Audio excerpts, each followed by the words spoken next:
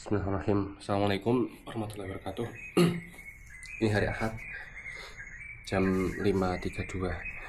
Rencananya mau long run ke daerah Tugu kilometer 0, sekaligus juga mau nyari foto yang baru ya, karena foto saya banyak yang lama. Ini saya ditemani pakai Mills Enermax Stream daily trainer andalan ya, lebih tepatnya ini recovery shoes ya, karena kalau daily trainer terlalu berat ya, tapi saya memakai ini karena hari ini rencananya mau pakai pace yang bukan santai lagi tapi amat sangat santai ya gitu. Ini kondisinya saya sedang flu juga. Sebenarnya ini lebih mending ya dibanding yang kemarin. Saya juga sudah bikin postingan juga itu kan. Hari Jumat kemarin saya lari tempo keadaan flu, ternyata yang biasanya sih di pace 4.33, 4.35 itu HR mentok di 170 ya gitu kan. Ini kemarin sampai 200 ya, kayak gitu ya. Jadi ternyata flu juga punya pengaruh. Terus kemarin, ini hari Sabtu kemarin, saya easy run ya. Sebenarnya bukan easy lagi, memang saya latihannya di zona 2 di recovery. Baru jalan aja itu udah naik juga HR-nya. Nah, untuk hari ini saya juga mau pakai zona 2 ya untuk long run-nya. Mentok sebenarnya kalau saya zona 2 itu di 133 sampai 145 ya. Kemungkinan saya mau maksimalkan sampai 140 saja. Kalau di bawah itu kayaknya terlalu lambat nanti ya. Kayak gitu. Sekaligus juga kita bahas ya terkait dengan zona 2 sama MAF training ya, sesuai dengan yang sudah saya pahami ya. Ikuti sampai selesai. Ini tak pemanasan dulu.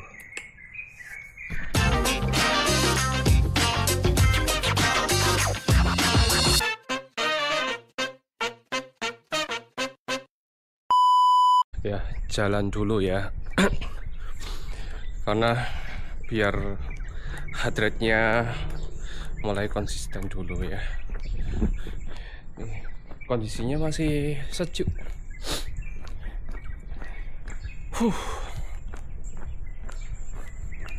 Saatnya ke UGM.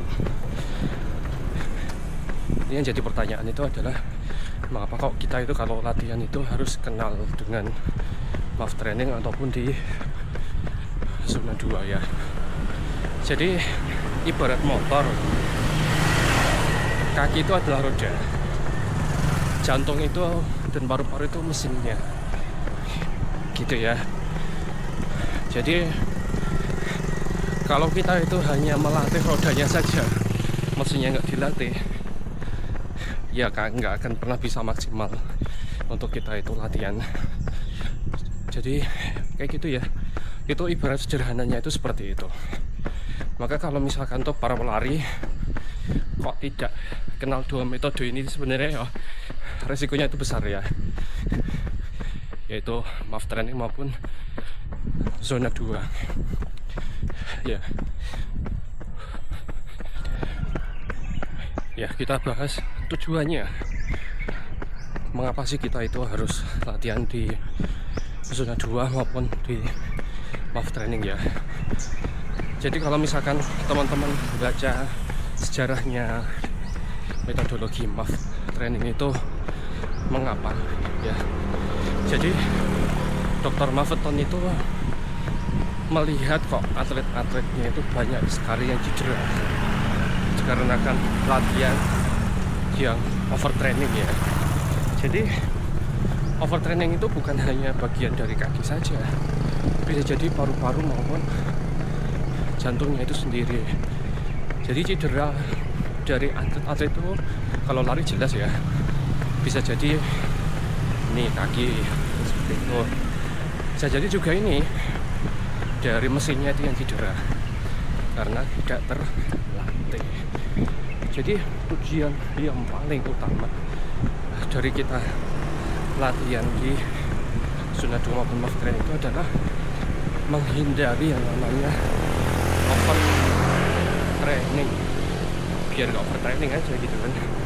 Dan yang lain juga itu adalah untuk membentuk base aerobik kita, karena saat kita itu berlari, selain menggunakan glikogen gula darah, kita juga menggunakan lemak untuk apa namanya itu, untuk berlari ya, gitu bahan bakarnya. Jadi kalau menggunakan lemak kan otomatis kita perlu yang namanya mitokondria. Nah, untuk menambah mitokondria itu adalah salah satunya, metodologinya itu adalah dengan latihan yang ringan-ringan seperti ini. Naik, kita masuk UGM.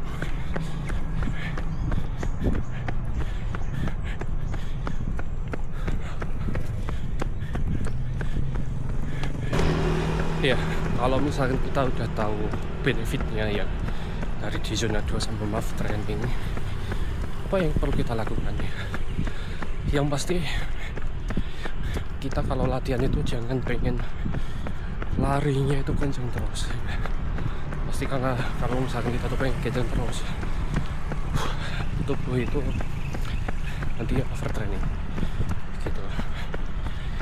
Yang pertama, ini karena base-nya latihan ini adalah pakai heart rate ya, berarti harus benar-benar paham ini terkait dengan zona heart rate ya, gitu kan. Gitu. Ya pertama kalau zona 2 otomatis kayak kita itu larinya harus pakai itu baru sih,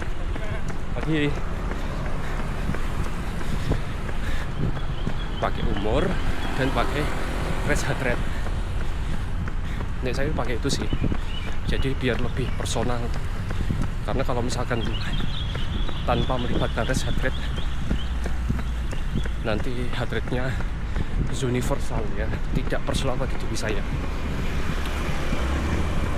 Adalah rumus ya, terlalu panjang untuk diceritakan.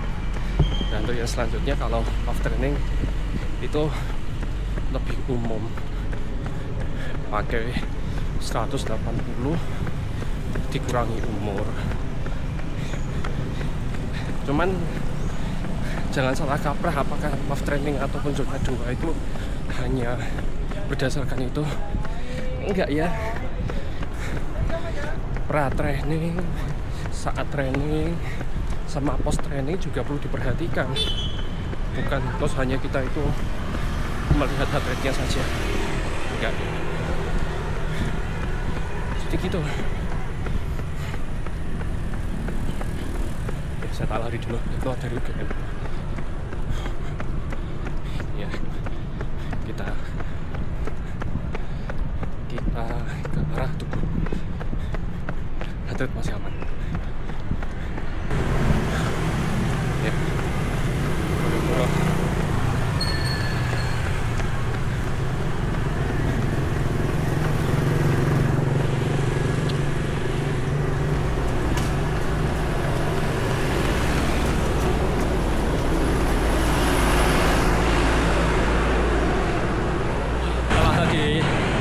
Lewat Tugu Malioboro ini udah 8 kilo ya, masih aman HR-nya di bawah 140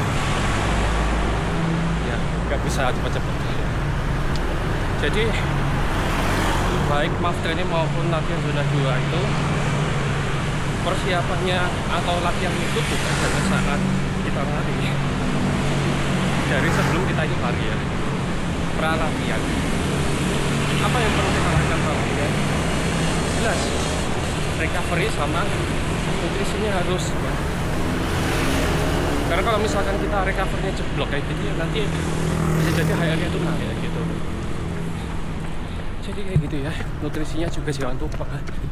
Terus latihan-latihan seperti penguatan, strength training itu juga perlu dilakukan ya. Jangan pengen lari terus saja. Ya, ini kita lanjut dulu Jadi dua-duanya sama ya, MAF training maupun Jinak 2. Oke, sebelum latihan ya. Kalau saat latihan bagaimana? Ya pasti HR itu salah satunya jadi panduan ya. Karena kalau misalkan kita tanpa smartboard kayaknya agak susah gitu ya untuk memantau. Jadi memang padahalnya pakai HR ya sudah dihitung. Misalkan zona 2 ya tadi sesuai dengan rumus. Kalau susah ya untuk menghitungnya sebenarnya ada cara lain juga ya. Sebentar. Yaitu dengan web. Yang pernah saya spill juga ya. Saya paling sering pakai webnya JUF Edit Pro. Gitu. Terus yang selanjutnya kalau MAF training ya di bawahnya atau sesuai dengan rumusnya 180 men usia. Jadi gitu. Ini kok kameranya agak ngeblur ya ini ya. Oh ya. Tadi terkait HR saja ya. Persiapan yang lain juga sebenarnya banyak juga. Sebelum latihan jangan lupa untuk hidrasinya dipenuhi dulu. Selama latihan hidrasinya jangan lupa. Kalau long run ya jangan lupa untuk bawa energi gel. Sama tips dari saya ya terkait dengan sepatu. Karena menurut saya ini sepatu itu krusial menurut saya ya. Kalau lari lama long run pakai sepatu yang nggak nyaman otomatis nanti HR-nya juga naik. Ini yang saya rasakan kayak gitu. Ini alhamdulillah saya pakai ya Enermax ini. Kalau pakai untuk long run enak ini, empuk walaupun agak berat. Ya.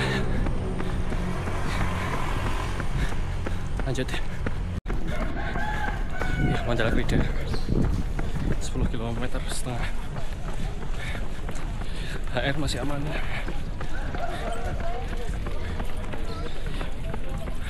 Sekali putaran aja langsung nanti pulang.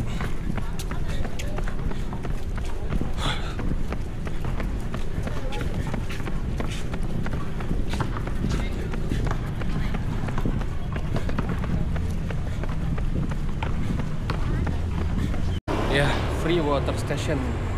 Kalau long run lewat sini pasti saya berhenti di sini. Ya, habis naganya.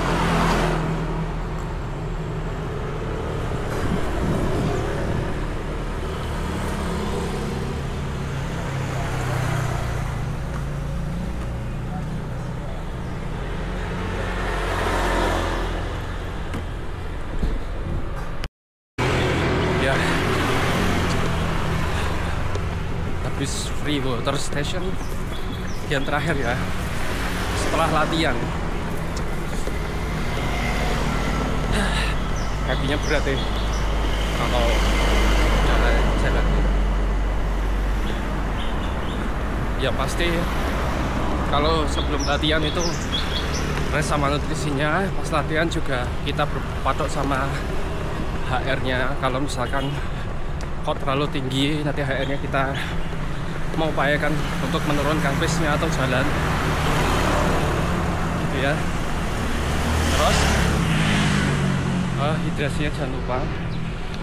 Yang selanjutnya yang terakhir adalah setelah latihan recovery jangan lupa ya. Ini saya tak menyelesaikan long run-nya 10 naik sekarang. Alhamdulillah untuk long run-nya udah selesai. Ini udah istirahat sebentar. Akhirnya dapatnya 2 jam 15-an kilo, 15,8 kilo kalau salah ya. Tadi yang saya jelaskan itu adalah sudut pandang saya sebagai pelari rekreasional ya. Jadi biar kita itu latihan tidak overtraining lah gampangnya kayak gitu. Kalau misalkan mau lebih jadwalnya lebih bagus lagi ya mungkin bisa dibagi 80-20%. Jadi seperti itu. Ini saya mau sarapan ya, alhamdulillah dapat nasi kotak. Habis ini istirahat. Jangan lupa untuk like dan komen di channel saya sama subscribe biar tambah semangat untuk bikin konten untuk teman-teman semuanya. Saya akhiri. Assalamualaikum warahmatullahi wabarakatuh.